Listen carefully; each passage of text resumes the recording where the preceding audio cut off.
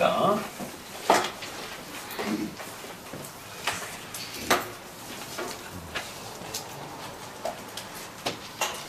요한복음 4장 23절 24절입니다. 요한복음 4장 23절부터 제가 봉독하도록 합니다. 아버지께 참으로 예배하는 자들은 신령과 진정으로 예배할 때가 오나니 곧 이때라. 아버지께서는 이렇게 자기에게 예배하는 자들을 찾으시느니라. 하나님은 영이시니 예배하는 자가 신령과 진정으로 예배할지니라.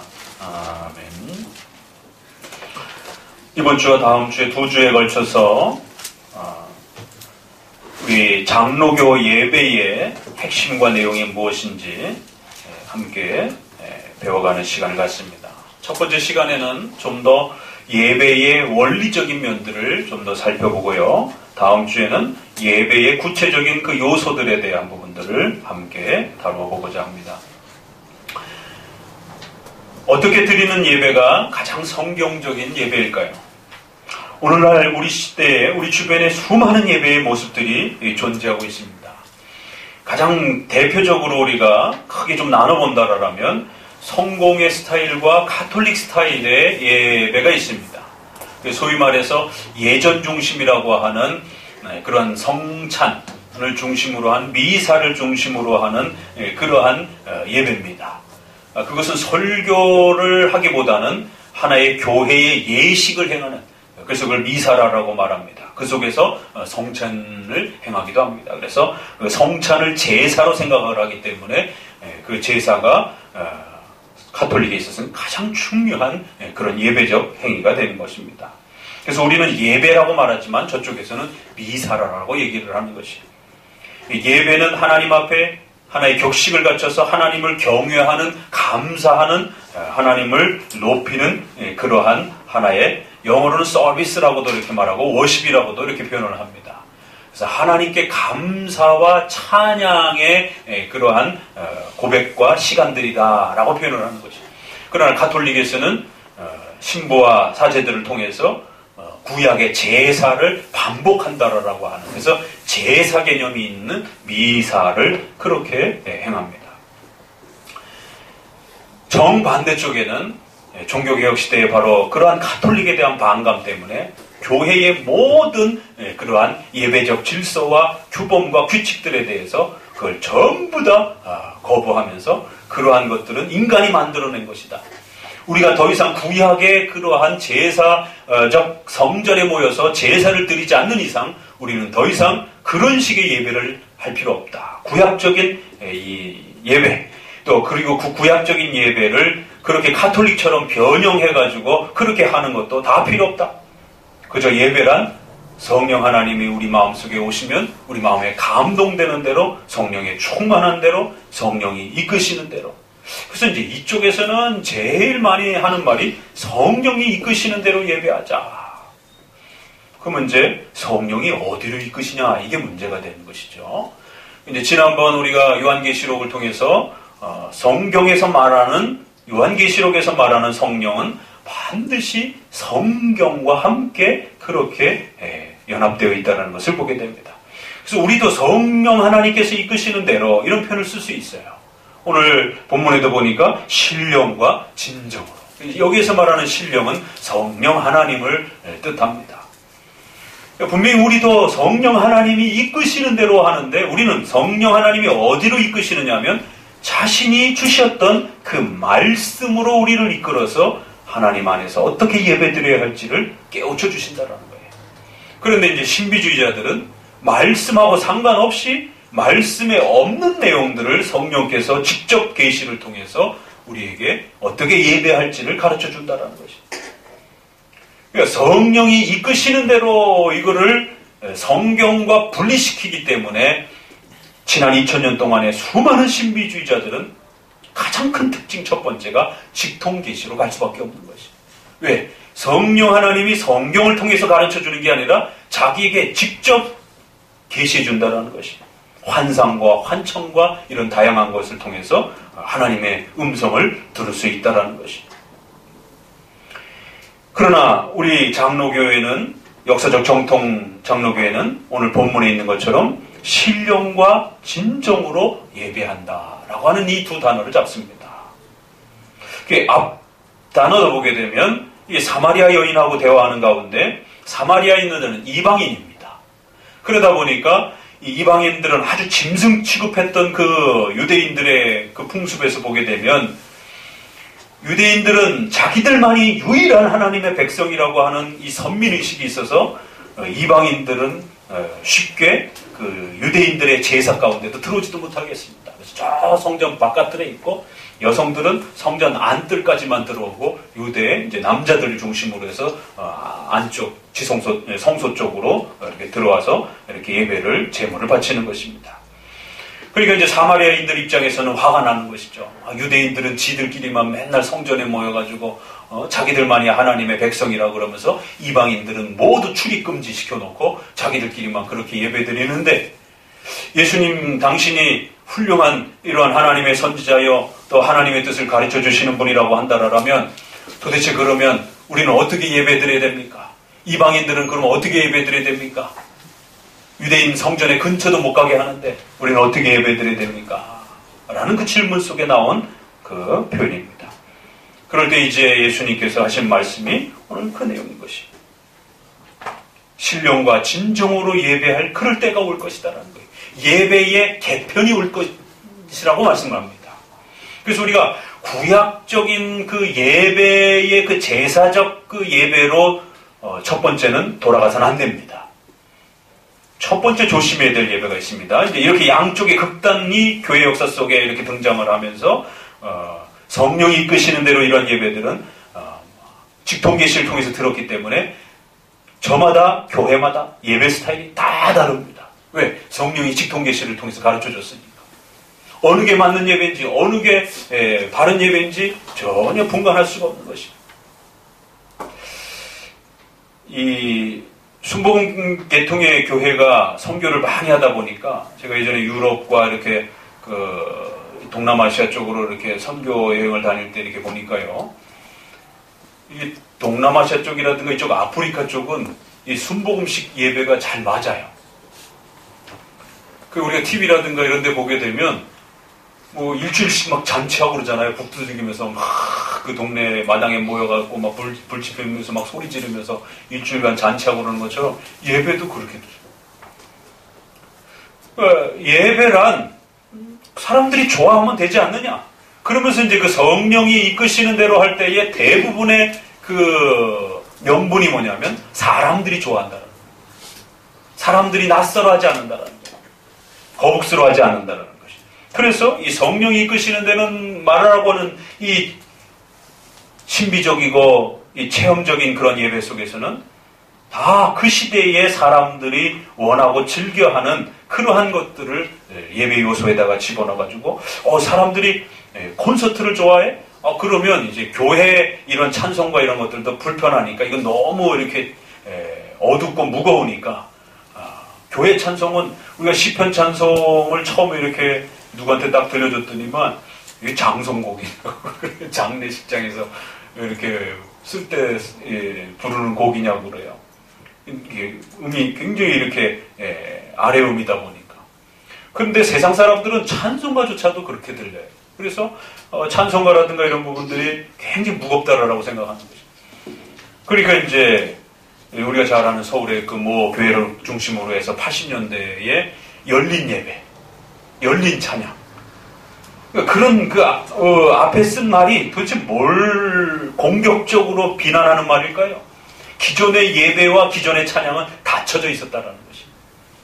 그럼 기존의 예배와 찬양은 누가 했던 건데? 주로 장로교에서 불렀던 것이죠. 그러니까 주로 장로교에서 부르는 찬송들은 예배는 다 고리타분하고 답답하고 무겁고 닫혀져 있는 그런 예배라는 것이. 그래서 순복음 계통이나 오순절 계통처럼 좀 이렇게 막 뜨겁고 막 소리 지르고 막 사람들이 막 즐거워하고 웃고 즐길 수 있는 그런 좀 오픈되어 있는 그런 예배를 드리자.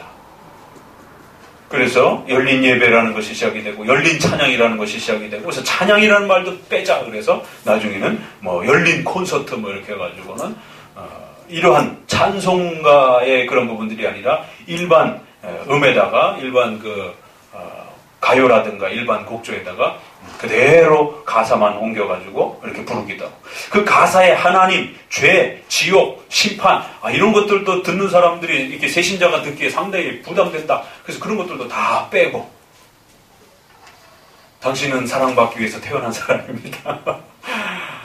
예수 믿으면 아주 좋은 일이 생깁니다. 이제 이런 식의 복 받는다라고 하는 그런 표현들만 이제 이렇게 포장이 되면서, 저에게 그게 너무 큰 충격이었기 때문에 그걸 제가 어디서 봤느냐면 일간지 신문에서 봤어요. 기독교 신문도 아니고 중앙일보인지 어딘지 이렇게 일간지 신문의 한면 전면의 종교라는 부분에 서울 모교회가 이렇게 새로운 방식의 그런 열린 예배와 찬양을 시도했다 그러면서 하나님, 죄, 심판 이런 부분 단어도 다 빼고 그렇게 콘서트식의 그러한 음악회 비슷하게 그렇게 해서 구도자 예배라고 하는 이런 말도 또 등장을 하는 거예요. 구도자 예배.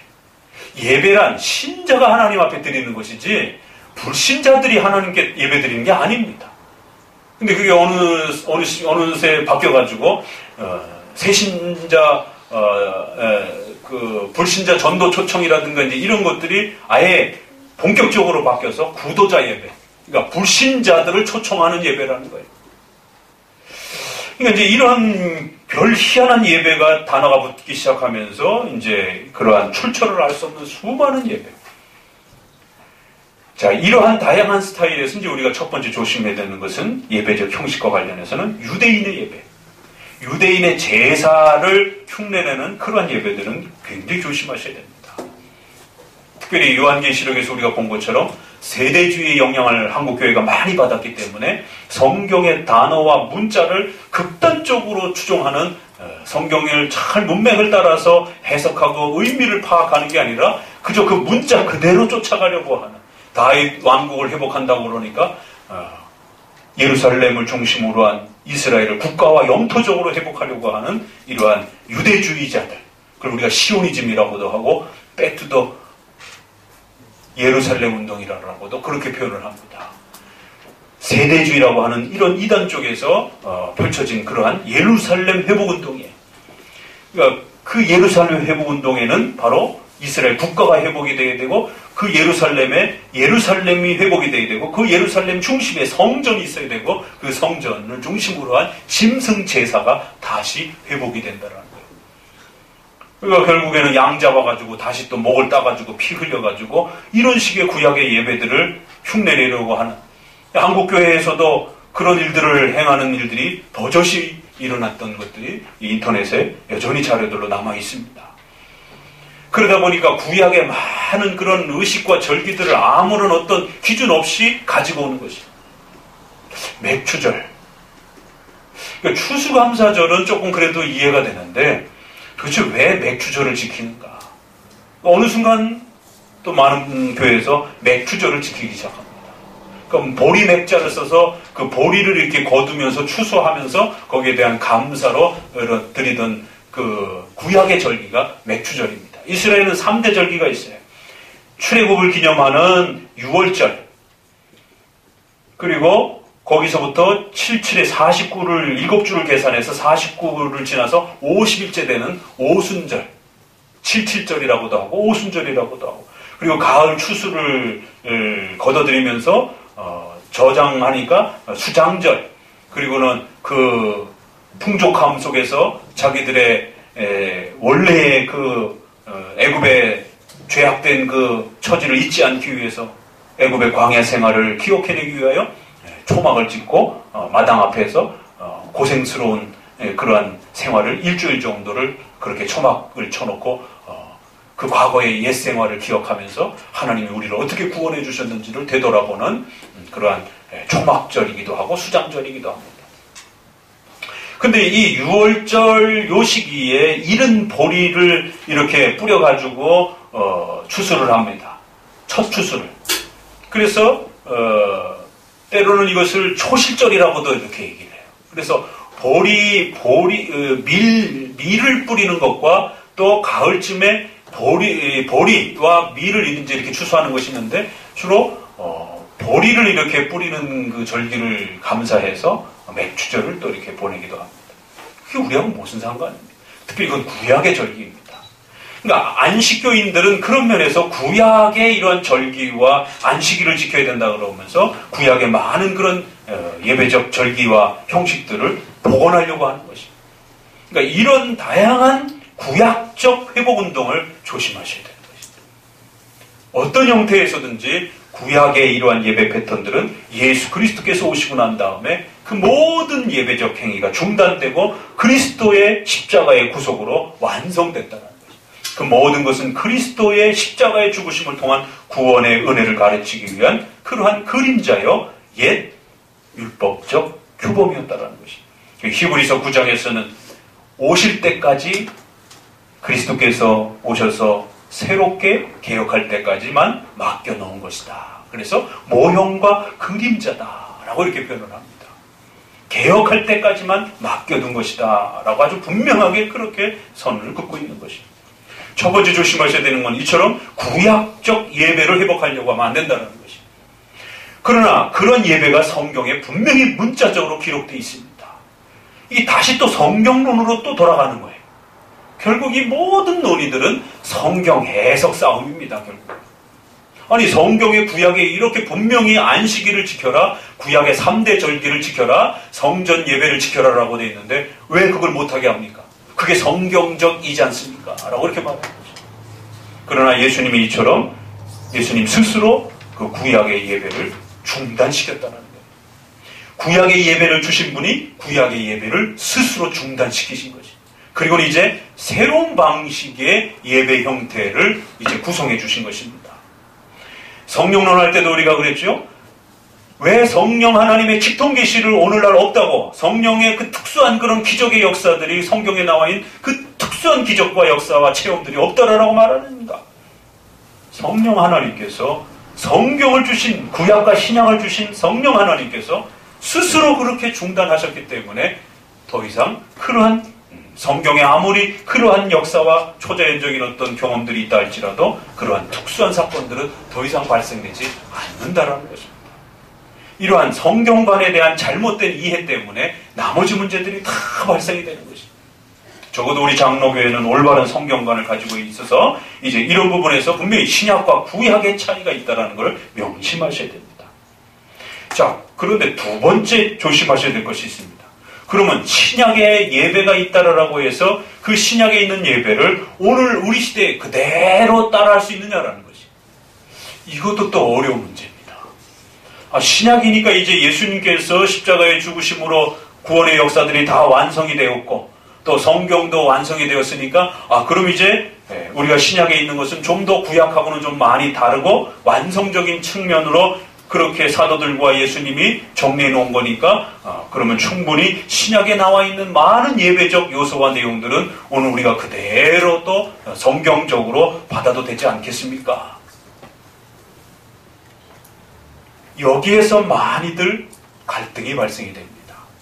그러니까 구약을 따라하는 것에 대해서는 상당히 우리가 그래도 많은 분들이 그렇게 하면 안 된다라는 걸 많이 동의하는데 신약에 있는 그 예배의 내용들을 있는 그대로 따라해야 한다는 것에 대해서 많은 분들이 동조하기도 하고 그렇지 않다라고 이렇게 얘기했을 때 왜 성경을 안 따라하느냐라고 이렇게 이제 갈등을 일으키면서 그럼 도대체 우리가 성경적 예배란 과연 뭐냐 그러면 구약도 있는 그대로 안 따라하고 신약도 있는 그대로 안 따라하고 그럼 도대체 어떤 형태로 따라하는 것이 가장 성경적 예배냐라고 할 때 이제 이게 복잡해지니까 로마 가톨릭에서는 교황과 또 사제들이 명령하는 형태로 또 신비주의에서는 그렇게 특정한 은사를 발휘하는 사람들이 직통계시를 받아서 말해주는 대로 이렇게 결정을 한 것입니다.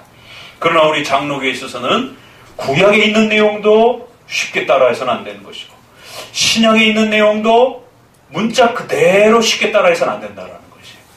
그래서 어떤 것은 구약에 있는데도 따라해야 되는 내용이 있습니다. 어떤 것은 신약에 있는데도 따라해서는 안 되는 내용이 있는 것이에요. 거꾸로 구약에 있는 내용인데 따라해서는 안 되는 내용이 있습니다.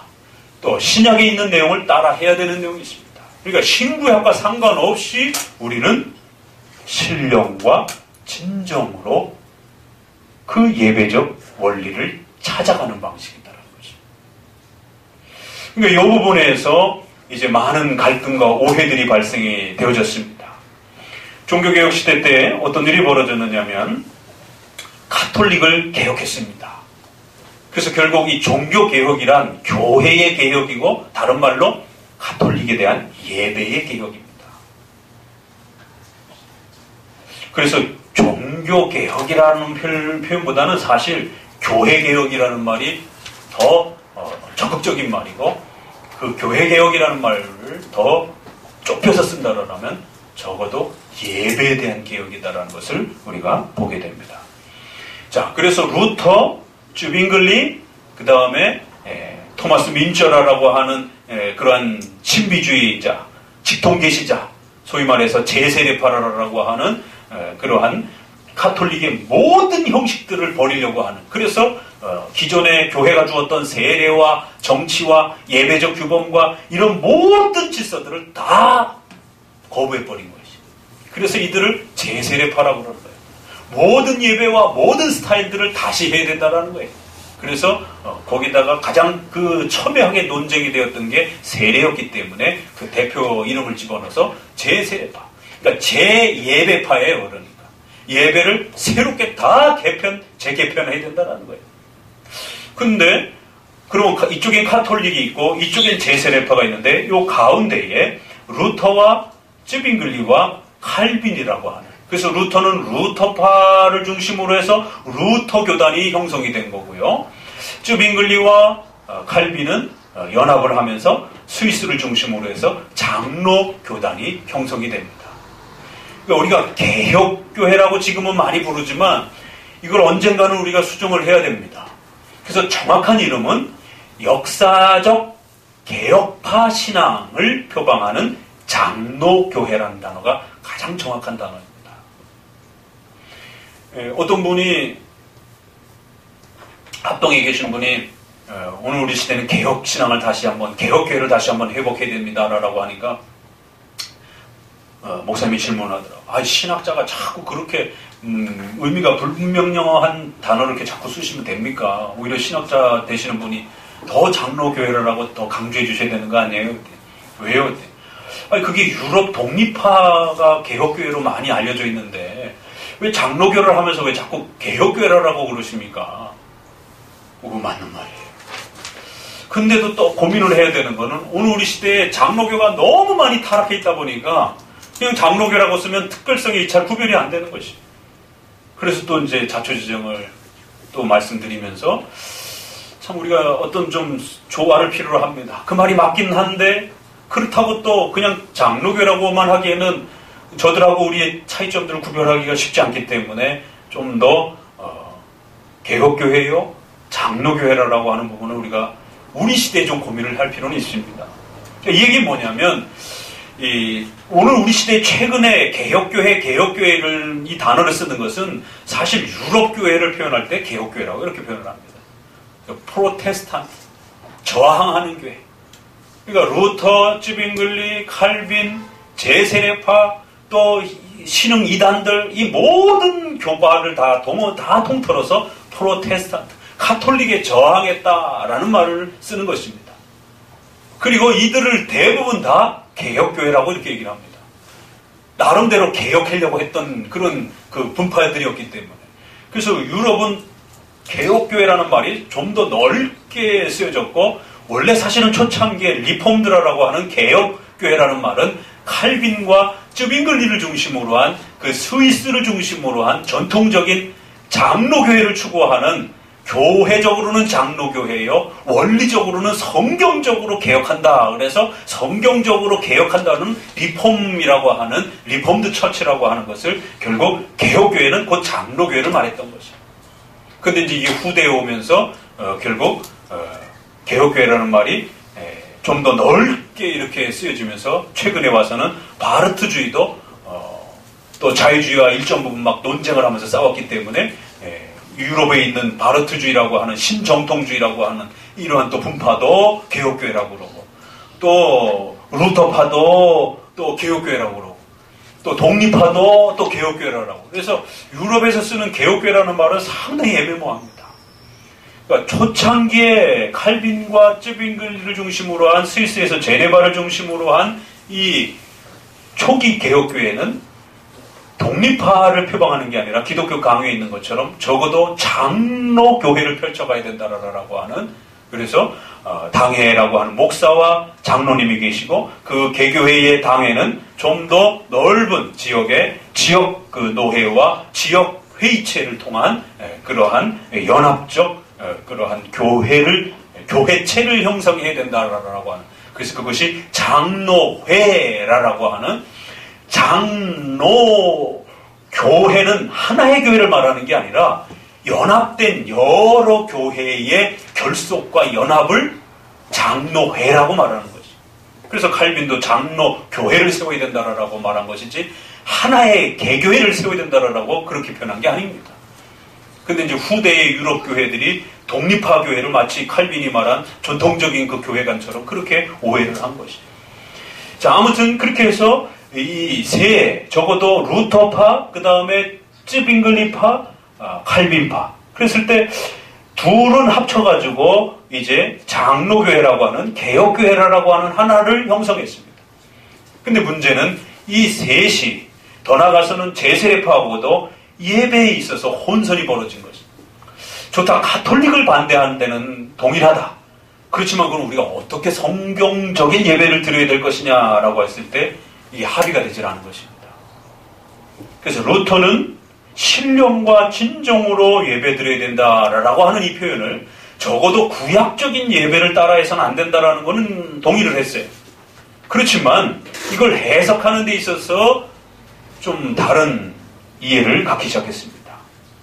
루터는 성경이 뭔가를, 구약이나 신약이나 우리에게 뭔가를 금지하지 않고 있으면, 우상 숭배하지 말라, 뭐 하지 말라, 뭐 하지 말라, 이렇게 어떤 그 예배적 조항에 있어서 금하는 명령이 없으면 그건 허락된 것으로 받아들였습니다. 그러니까 루터는 좀 더 예배에 있어서 허용적이고 넓은 입장을 취했습니다. 그러니까 가톨릭 예배는 문제가 되지만, 그러나 성경에서 명백하게 뭔가를 금지하지 않는다라면 그 나머지 것들은 우리가 얼마든지 자유롭게 해볼 수 있지 않느냐라고 생각한 거지. 그래서 루터는 좀 더 다양한 예배 형태를 그 시대 당시에 지나치게 가톨릭적인 건 좀 제외하고 나머지는 가톨릭적인 예배도 그대로 또 수용하기도 하고, 또 일반적으로 새롭게 만들어낸 예배도 좀 포함시키기도 하고. 그래서 루터의 그 대표적인 찬송이 뭐죠? 우리 찬송가에 있는, 루터가 작사한 내주는 강한 성이요. 그게 독일 그 민요입니다. 그 시대에. 그래서 그냥 그 독일에서 그냥 편안하게 잘 불려지고 있었던 그 일반 민요를 독일 민요의 곡에다가 루터가 가사를 집어넣어서 내주는 강한 성이요. 그게 종교개혁 기념 때마다 이 찬송을 많이 부르는 것입니다. 그러니까 루터는 그런 식으로 찬송에 있어서도 그렇고 예배 프로그램과 이 전체적인 예배 구성들을 좀 더 허용적이고 좀 더 자유롭게 열려있는 것으로 그렇게 해석을 했습니다. 이게 오늘 우리 시대의 대부분의 일반 복음주의 교회들이 가지고 있는 예배가 아니에요. 그러니까 성경에서 뭔가 공격적으로 뭔가 지적하거나 비판하지 않으면, 성경에 어떤 특별한 어떤 문장의 경고가 없으면 그냥 여러 예배들을 시도해보는 거예요. 그러니까 소위 말해서 요즘에는 이제 어디까지 가느냐면 뮤지컬 예배, 뭐 드라마 예배, 그러니까 과거에 열린 예배라고 하는 형태들이 요즘에는 뮤지컬식으로. 그래서 우리가 또 카페와 또 이런 밴드에서 우리 성도들과 목사님들이 최근에 공예배에서 간증을 시키는 것에 대해서 어떻게 생각합니까? 대부분의 장로교 목사님들은 그건 올바르지 않다. 근데 어느 뭐 교단에서는 벌써 표준 예식서에 공예배, 주일 오전 예배에 설교를 줄이고 거기에 성도를 한 사람 세워가지고 간증을 시키는 거죠. 간증이 설교를 대신하는 이제 이런. 그리고 또 프로젝트에다가 영상 같은 걸 이렇게 틀어주면서 또 그런 부분들을 또 설교로 대치를 하기도 하고. 또 오케스트라가 또 등장을 해서 또 그러한 찬송을 대체하기도 하고. 그러니까 성도들이 입으로 함께 부르던 찬송이 점점 사라지고 찬양대가 성가대가 듣는, 그래서 이제 가톨릭의 가장 심각한 문제는 바로 그 성가대였기 때문에 그 성가대를 가장 공격적으로 또 종교개혁가들이 공격한 겁니다. 그래서 그걸 없애고 성도들이 찬양을 부를 수 있도록. 근데 이제 어느 순간에 결국 다시 또 성도들이 찬양을 안 하고 찬송을 그냥 듣고만 앉아 있는 것이. 이런 변화들. 그런데 이제 그런 찬송대도 또 이제는 필요 없고 음악을 즐기는 거예요. 콘서트, 이런 그 클래식 콘서트처럼 이렇게 그 뭐랄래 오케스트라들이 이렇게 큰 교회들은 갖춰져 가지고 연주하는 거를 예배 시간에 듣는 것이. 이건 뮤지컬이며 또 이런 콘서트와 같은 이런 식으로 예배가 진행되는 것입니다. 그러니까 이러한 많은 부분들의 그 원리는 어디로부터 출발이 되느냐면 루터파의 그 예배의 원리에서 들어온 겁니다. 실용적. 성도들이 좋아한다라는 거예요. 성도들이 재밌어 한다라는 거예요. 제가 청년 때에 그 시절에 위기가 닥쳤습니다. 바로 그 70년대, 80년, 70년 후반기에 80년대. 적어도 장로교회는 드럼이 없습니다. 근데 갑자기 교회 안에 드럼이 등장하기 시작을 한 거죠.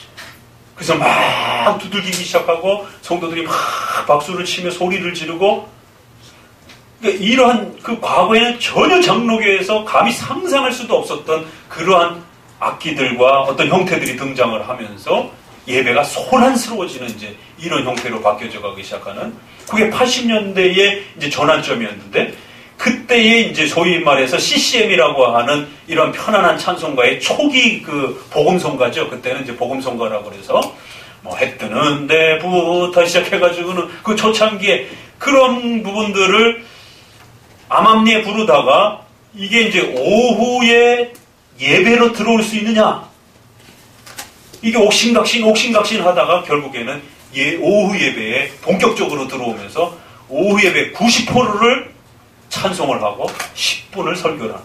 그 오후를 어느 순간에 찬양 예배로 다 바꿔버렸어요. 그냥 우리는 시간별로 오전 예배, 그냥 오후 예배. 주로 오후는 사실은 성경 공부 시간인 것이죠. 근데 이제 오후가 찬양 예배 형태로 이름도 바뀌고 형식도 바뀌고, 그러면서 거기에 이제 초기 복음 성가가 주종을 이루게 되는 이런 일이 벌어진 것입니다. 그런데 오늘날은 그러한 곡조들이 주일 오전 예배까지 치고 들어오는 것이에요. 이제 이러한 변화들은 저희 때도 뭐라고 그랬느냐면 청년들이 좋아한다. 저도 그 시대 학창 시절에 찬양대 활동을, 기타를 치면서 찬양대 활동을 하면서 목사님한테 줄기차게 요구하고 또 저항하고 싸우면서 목사님에게 답을 얻어내려고 했던 거는 청년들이 좋아한다. 애들은 다 잔다. 이 찬송가 부르고 있으면. 목사님, 좀 뜨거운 찬양으로 애들이 좀 재밌어 할 수 있는, 신나할 수 있는 이러한. 그래서 어른들도 이제 해 뜨는데 부부 던지기 시작이 된 거예요. 감히 그런 걸 생각할 수가 없었습니다. 어떻게 예배의 시간에 이렇게 율동을 하면서 이런 거를 감히 상상할 수 없었는데, 결국 이제 그런 요구들이 교회 안에 들어오면서 아이들의 그 떠드는 거를 잠깐 방지하려고 이렇게 율동을 이렇게 했던 이런 부분들이 복음성가에 그것이 이제 겹쳐지고, 결국 그것이 오후 예배로 들어오면서 결국 성도들 전체가 이제 이런 것들을 같이 이제 이렇게 따라하는 형태 변화들이 나타난 겁니다. 근데 그때에 저희들이 줄기차게 요구했던 게 뭐냐면 청년들이 좋아한다, 학생들이 좋아한다, 어른 찬양들은 너무 졸립다.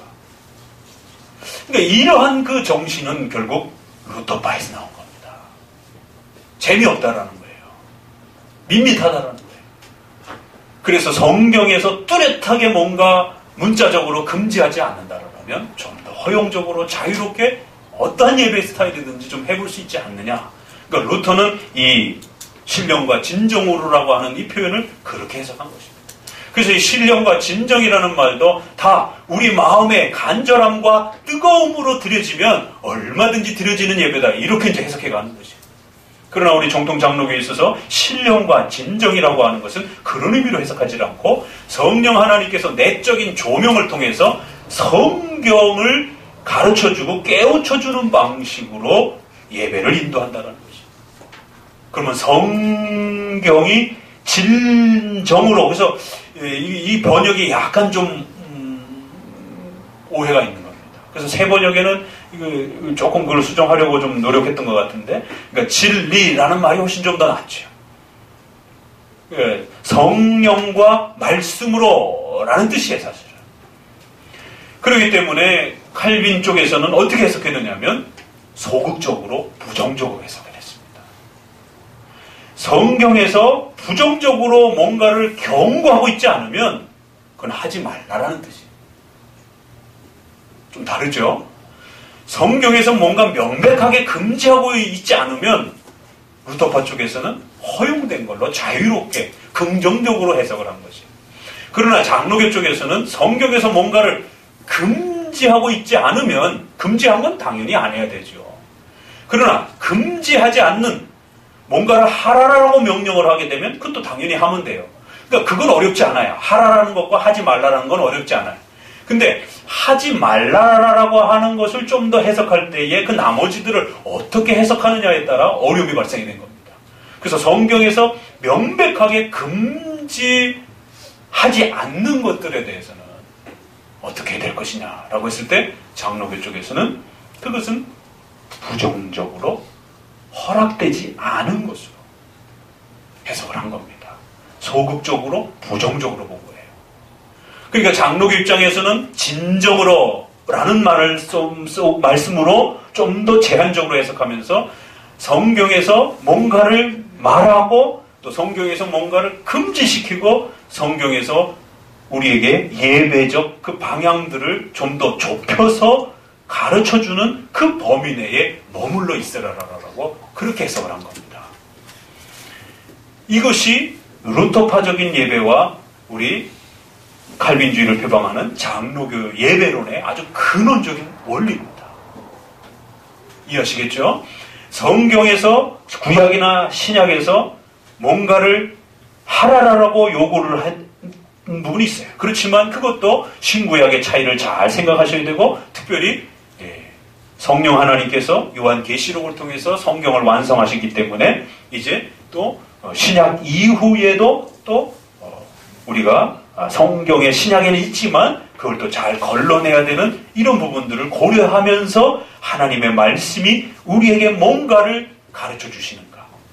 특별히 부정적으로 뭔가를 언급하지 않을 때 거기에 대해서 뭔가를 자꾸 첨가해가지고 이런 예배적 요소가 있지 않겠느냐라고 하면서 만들어내거나 끄집어내지 말라는 것이죠. 추가하지 말라는 것이죠.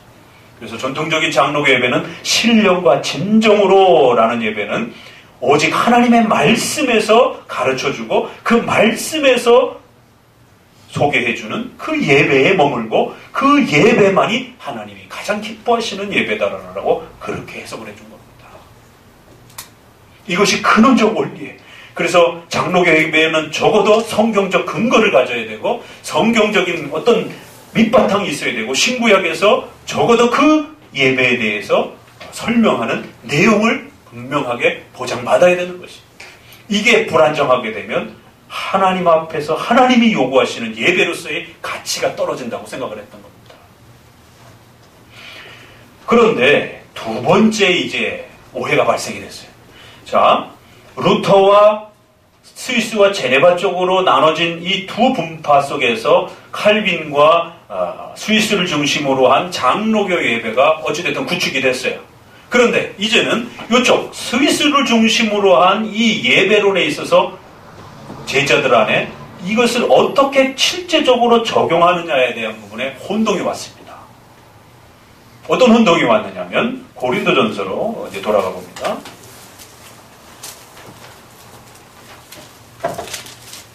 고린도전서 1장을 먼저 봅니다.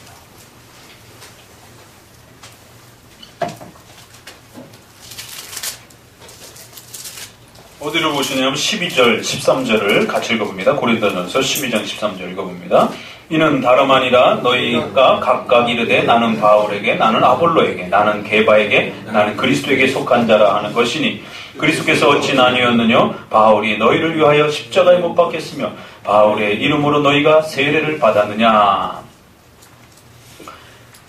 분쟁과 싸움이 일어났습니다. 뭐 때문에요? 교회 정치 때문에.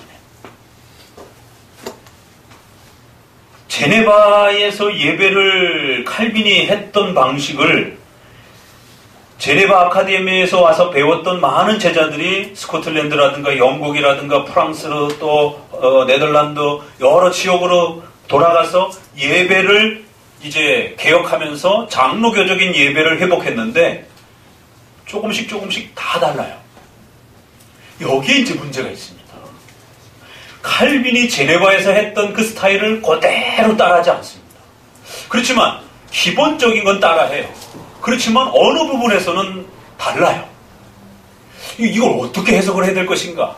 그럼 왜 장로교 예배는 오직 성경에서 말한 그 진리의 말씀 속에서 가르쳐준 대로만 예배하자라고 좀 더 좁혀가지고 아주 제한적으로 예배는 그렇게 넓혀져 있는 게 아닙니다. 장로교 예배는 좁혀서 생각하는 거예요. 하나님의 말씀이 가르쳐준 것만을 보존하고 회복해서 그거를 지켜가려고 하는 게 장로교 예배예요. 그런데 이거를 실제적으로 적용하고 교회 가운데에 세부적으로 실천하는데 조금 문제가 생겼습니다. 뭐냐면 성경에 구체적으로 표현되어 있는 예배의 요소들이 몇 개가 안 돼요. 이러다 보니까 제자들이 칼빈조차도 그러면 우리는 좁게 생각해서 성경이 가르치는 예배들만 찾으려고 하는 것이 장로교 예배입니다. 근데 막상 성경 안으로 들어가서 예배적 요소를 찾으려고 하니까 몇 개 안 됩니다. 그리고 또 어떤 요소들은 해석에 또 좀 차이가 분분해요. 이걸 어떻게 해석해야 될 건가? 해석의 어떤 그 통일성도 아직 일어나지 않은 예배 요소들도 있어요. 그러다 보니까 오직 성경이 가르치는 그 예배만을 찾아야 되고 그 예배만을 우리가 성경적 예배로 그렇게 지켜가야 된다라고 요한복음 4장을 그렇게 해석하고 이해했는데 그걸 실제적으로 세분화시키고 교회 현장에다가 적용시키려고 보니까 각 지역과 형편에 따라서 이 실천할 수 있는 범위와 내용이 가지각색인 것이에요. 어려움도 또 지역마다 가지각색이고 그러다 보니까 기본 원리는 동일하게 존중을 하면서도 조금 더 비본질적인 부분에 대해서는 이걸 어떻게 해야 될 건가라고 고민하면서 그 조금 더 비본질적인 부분에 대해서는 조금 더 다양하게 이렇게 열어두는 것입니다. 그래서 그 비본질적인 부분의 이 해석과 이해에 따라서 각 지역의 장로교의 예배들이 많이 차이가 납니다. 그럼 왜 우리 선조들은 성경적인 예배라고 했을 때 그 성경적이라는 말은 오직 성경에서만이 찾아야 되고 성경에서만 말하는 가르쳐주는 그 예배다라고 신령과 진정을 그렇게 해석을 한 겁니다. 근데 정작 성경에서 찾아나려고 할 때는 다양성이 존재를 하더라는 거예요. 만약에 성경에서 가르치는 그 예배만 한다를 그대로 문자대로 이해했으면요, 카톨릭처럼 처음 시작부터 끝까지 토시 하나 안 틀리고 성경에서 가르쳐주는 10가지라면 10가지 예배를 있는 그대로 전 세계의 모든 장로교가 똑같이 행해야 됩니다. 왜? 그것이 성경적이니까. 그런데 첫 번째, 성경에서만이 찾아야 된다라고 하는 장로교의 원칙론은 동의를 했는데 찾는 과정에서 조금 다양성이 일어난 것이. 그럼 어떻게 찾을 것인가? 어떻게 찾아낼 것인가? 어떻게 해석의 통일성을 이루어서 이게 성경에서 우리에게 요구하는 예배적 요소라고 동의할 것인가? 이런 부분에서 개혁가들이 조금 더 고민하기 시작한 겁니다. 이걸 잘 이해하셔야 됩니다. 이 뒷부분 때문에 많은 개혁교회들이, 장로교회들이 분쟁이 일어나는 거예요. 그런데 놀랍게도 고린도 교회도 분쟁이 일어났어요. 그 사도시대에도 분쟁이 일어났어요. 왜 분쟁이 일어났느냐면 구약 예배가 중단됐습니다. 그러면 적어도 이제 예수님이 가르쳐주는 대로 사도들이 직통계시를 받고 있던 그런 시대이기 때문에 하나님이 이제 새롭게 가르쳐주는 예배야, 이것만 따라해 라고 했으면, 그렇게 정확하게 가르쳐 주셨으면 싸울 일이 없습니다. 그런데 어떤 요소들은 하나님이 그렇게 직접적으로 말씀하시질 않은 것입니다.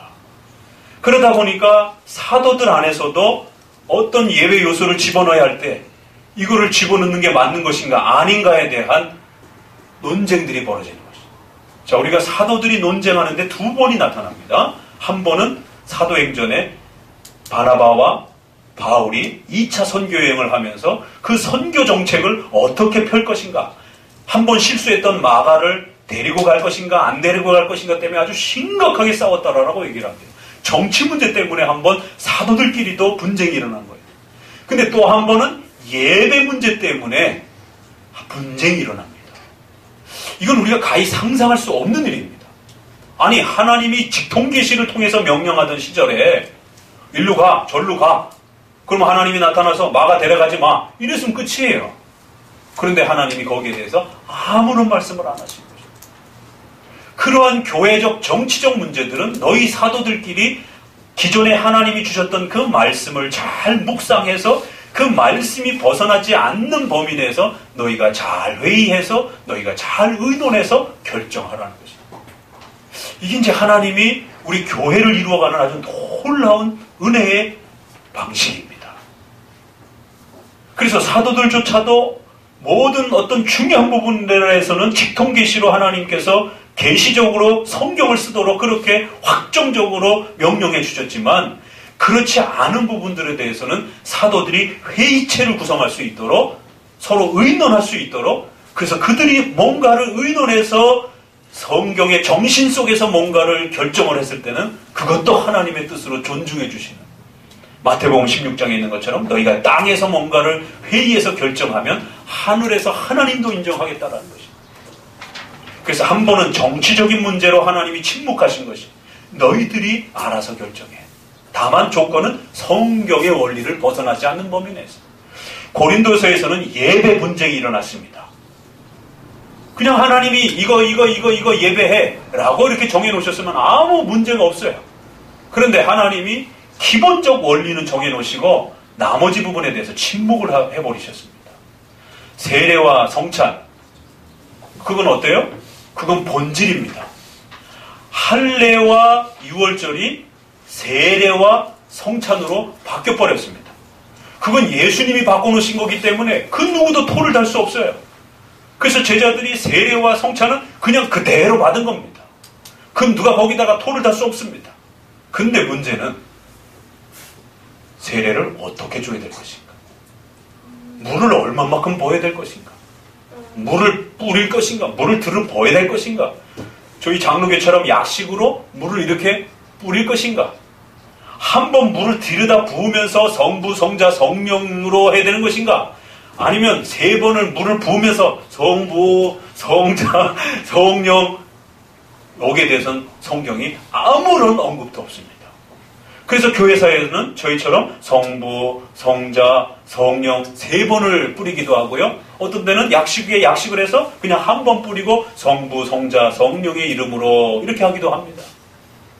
그 누구가 더 옳더라라고 말할 수가 없는 것이. 그건 그냥 교회 정치에서 해결한 겁니다. 우리 교단은 이렇게 정하겠다.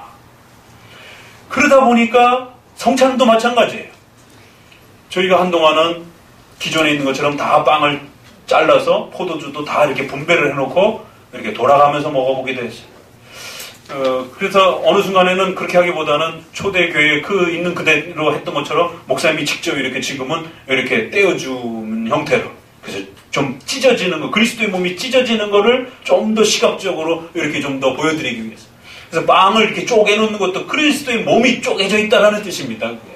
편리성을 위해서 쪼개놓는 게 아니라, 그래서 이제 빵을 이렇게 찢어서 하는 부분들을 조금 더, 그래서 포도주도 좀 이렇게 예수님이 부어주셨던 그런 장면처럼 붓는 장면까지도 조금.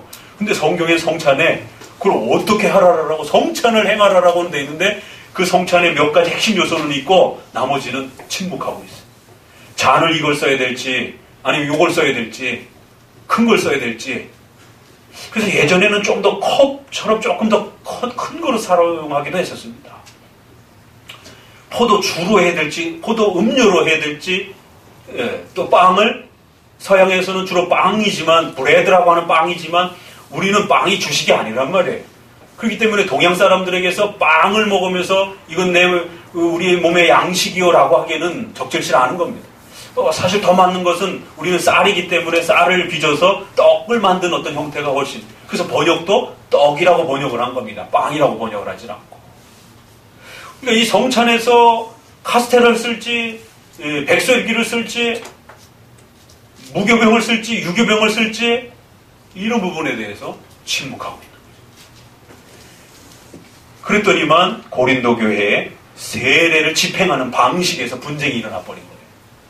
그래갖고 아볼로파, 게바파, 바울파 해가지고는 누구로부터 받은 세례가 훨씬 더 가치가 있느냐 가지고 싸움이, 분쟁이 벌어지면서 결국 세례 때문에 이 예배를 어떤 식으로 행사하는가에 대해서 엄청난 갈등이 벌어져 버린 것입니다. 그러니까 고린도 교회의 예배 때문에 이런 엄청난 갈등이 벌어졌다는 걸 우리는 아주 주의 깊게 생각하셔야 됩니다. 저 뒤로 넘기셔서 어디로 가시냐면 14장으로 넘어가 봅니다. 그 유명한 이제 방언이 등장하는 그 자리가 바로 여긴 거예요. 14장 26절을 한 목소리 읽어봅니다. 14장 26절 같이 읽습니다. 그런즉 형제들아 어찌할꼬 너희가 모일 때 각각 찬송시도 있으며 가르치는 말씀도 있으며 계시도 있으며 방언도 있으며 통역함도 있나니 모든 것을 덕을 세우기 위하여 하라. 만일 누가 방언으로 말하거든 순서를 따라서 해라. 그런데 이제 이 구절 때문에 문제가 되는 겁니다.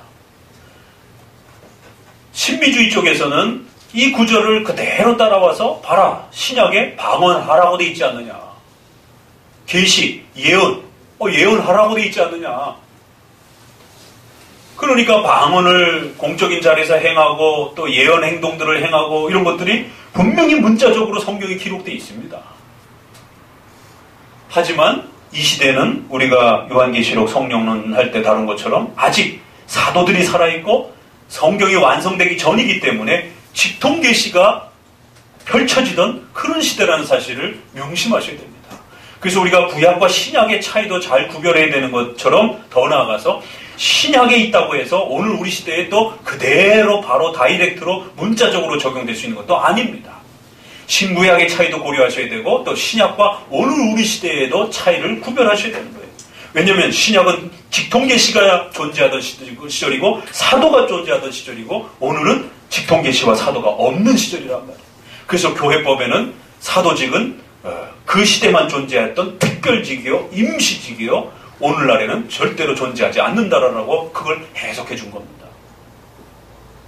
그러니까 신약에 분명히 문자적으로 방언을 하고 예언도 하고 라고 되어 있지만 이것은 중단된 것으로 우리는 장로교에서는 전통적으로 해석해 오는 것이에요. 그래서 적어도 고린도 교회에서 분쟁이 일어나다가 가장 핵심적으로 우리가 예배로서 신약에 변형된 형태로 새롭게 개선된 형태로 어떻게 예배를 드려야 될 것인가 라고 했을 때 고린도 교회는 적어도 이 정도로 간추려 본 겁니다. 그런데 이것은 또 고린도 교회의 문제인 거예요.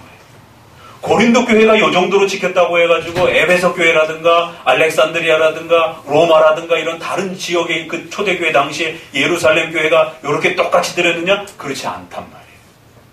이건 고린도 교회에 이방인들이 좀 더 많이 있었던 그런 식의 예배였고 예루살렘 사도행전이나 예루살렘 지역의 예배를 보게 되면 그들은 구약의 그런 안식일과 주일이 같이 겹쳐 있기도 하고 회당이라고 하는 구약적 그 예배가 같이 겹쳐 있기도 합니다.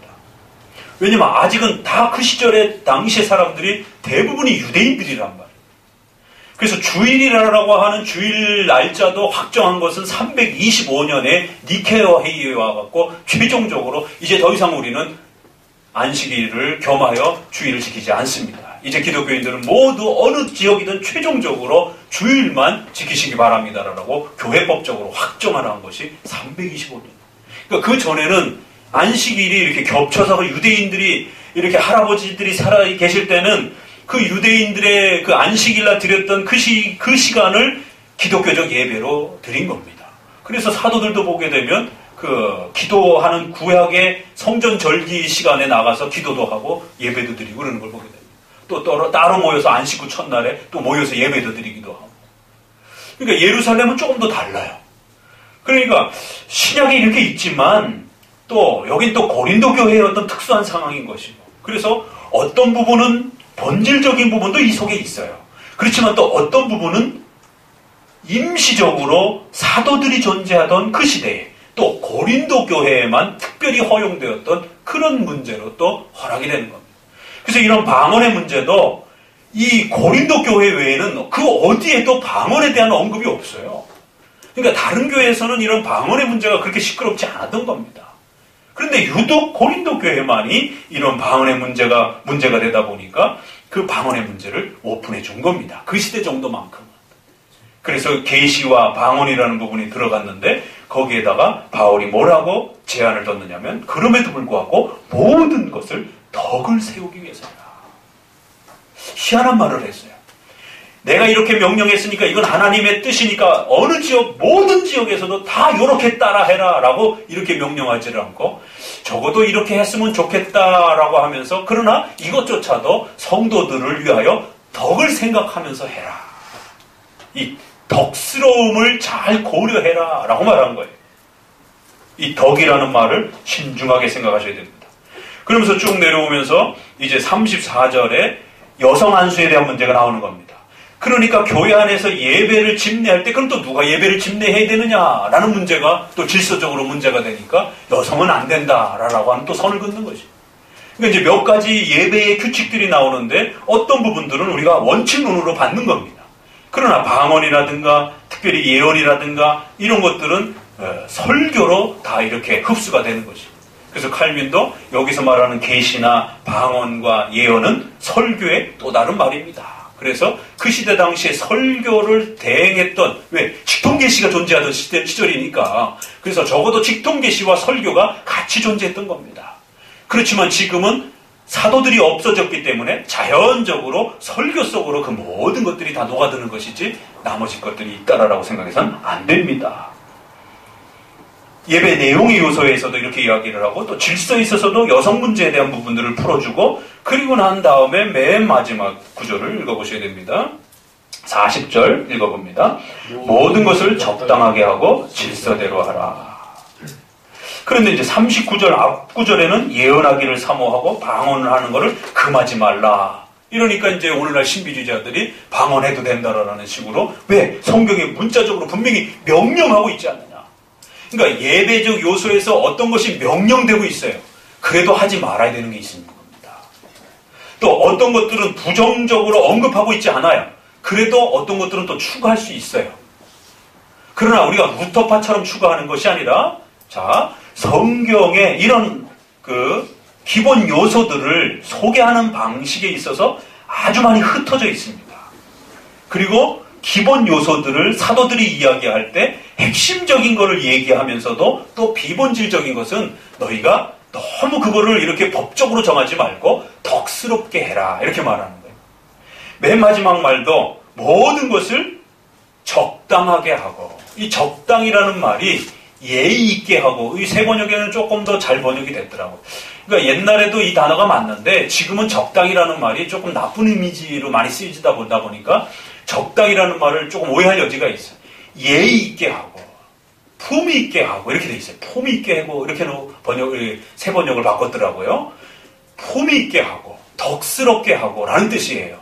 예의를 갖춰서 크리스찬의 예의에 벗어나지 않게 하고, 적어도 성경의 그 질서를 넘어서지 않는 범위 내에서 하면 된다라고 이렇게 결론을 내린 겁니다.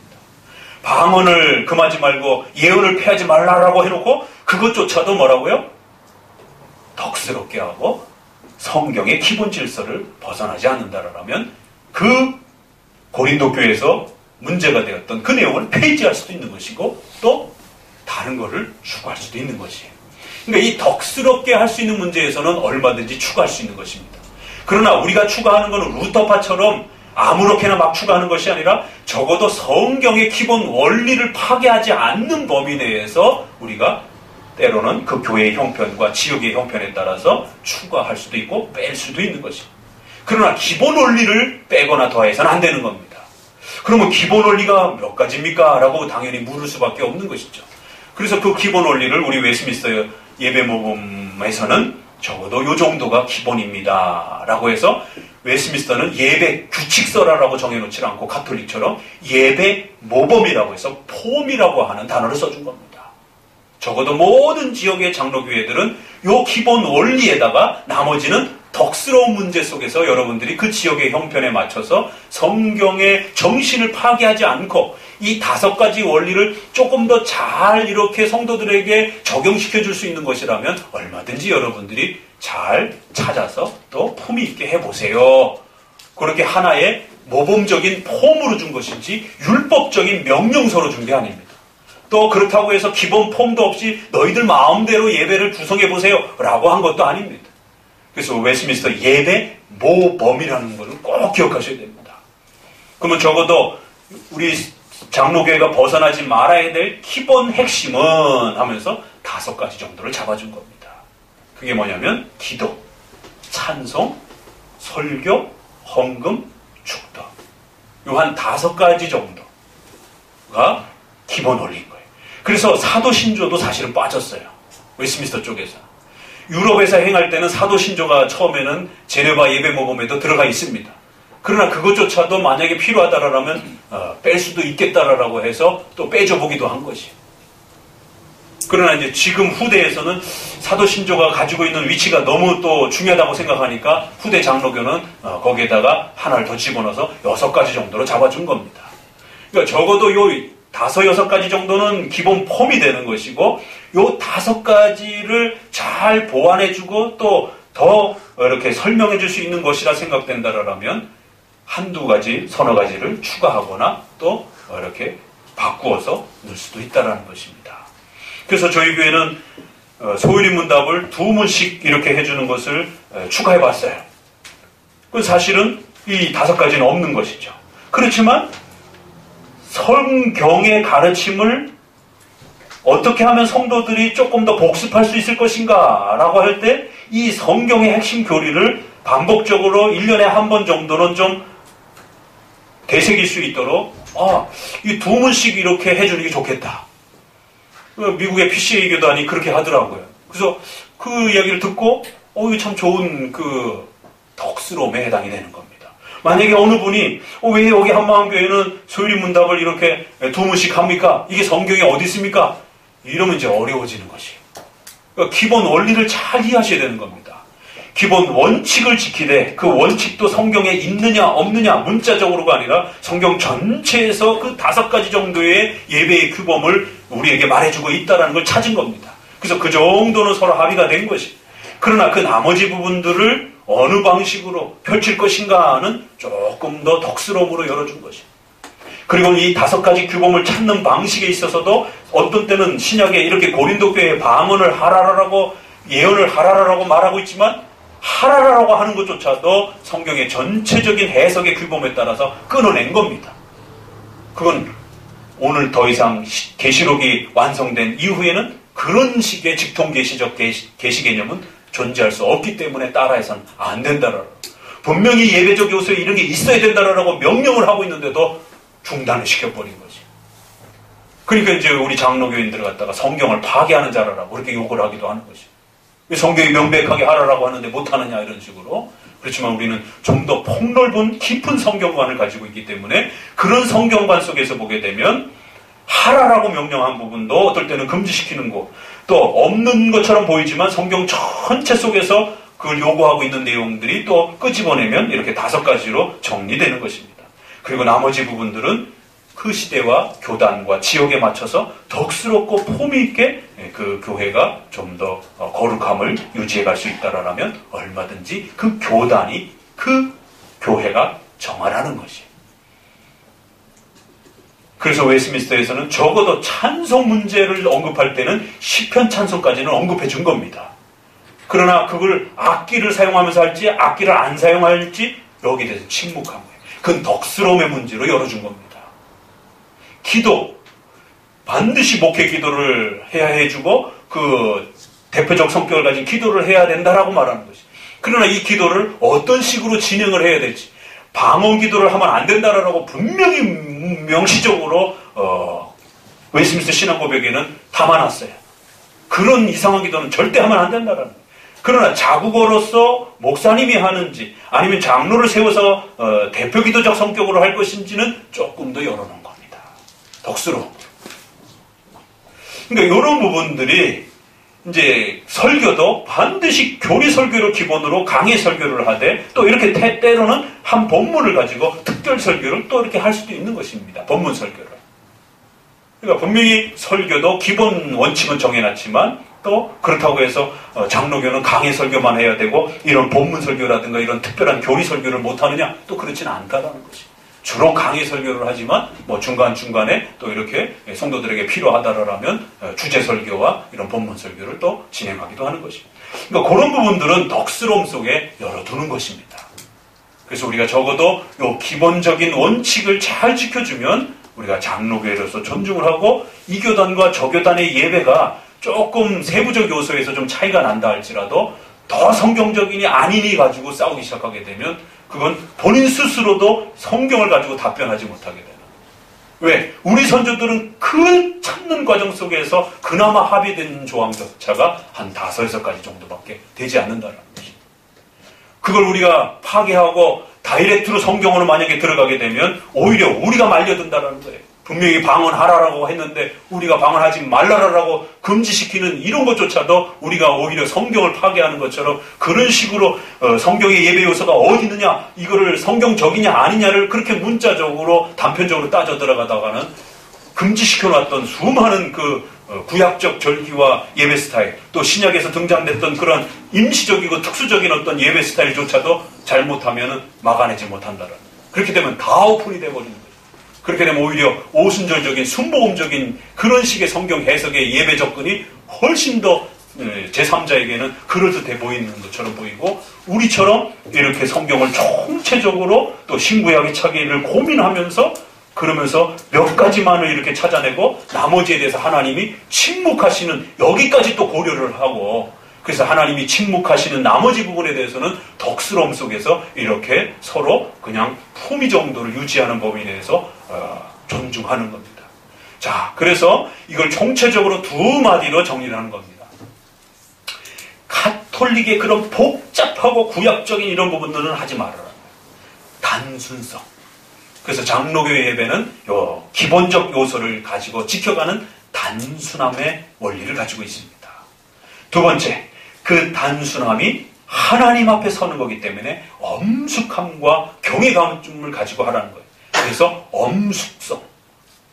이 2가지 원리를 파괴하지 않는다라면 나머지 부분들은 품위 있는 범위 내에서 얼마든지 그 교단과 교회가 잘 또 5가지를 보강하는 차원에서 또 이렇게 세워놓으면 된다는 것이.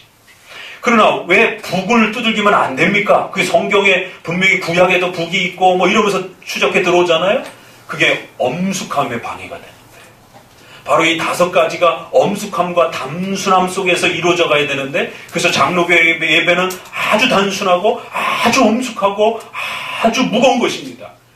그런데 그럴 때에 그러한 장로교적인 그러한 그 분위기와 예배를 심각하게 훼손하는 방식으로 어떤 예배적 요소가 품이라는 이름으로 들어온다라면 그럼 거기서 차단시켜버리는 겁니다.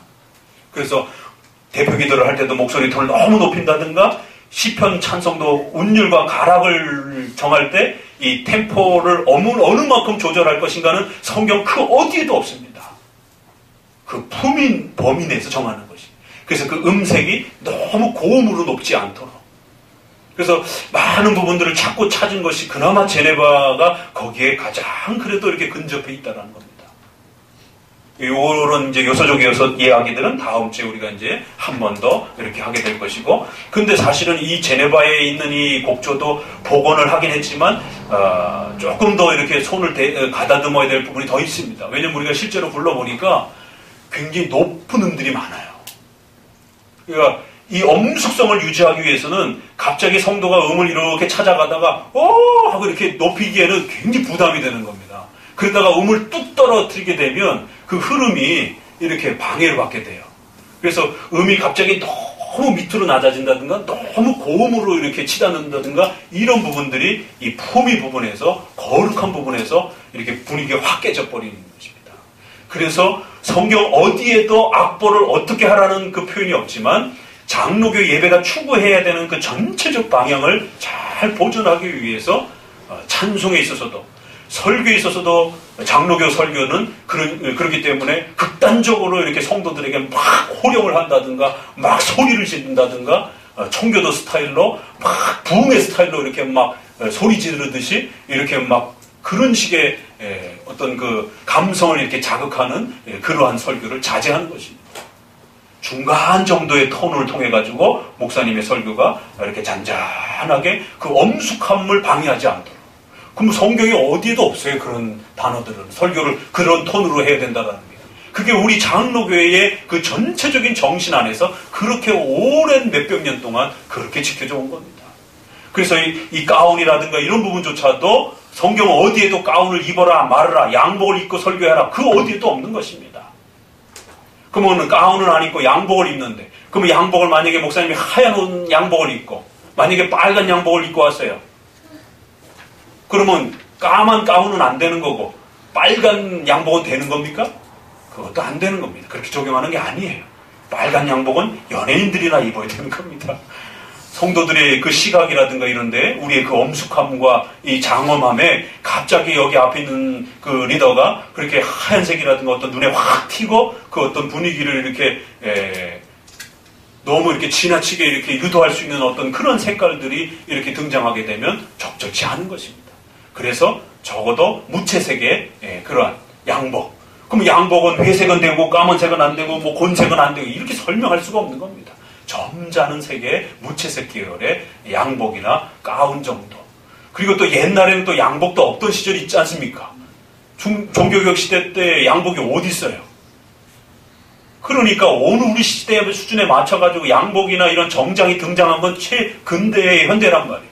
그러니까 역시 그런 부분에서도 종교개혁 시대는 그래서 무채색 계열의 검은 가운 정도만 이렇게 점잖은 그런 가운 정도만 또 이렇게 입기도 하고 또 최근에는 양복이 또 많이 발달이 되었으니까 가운이 없으면 양복 정도라도 이렇게 점잖은 부분을 품위를 유지해주면 된다라고 이렇게 보는 것입니다.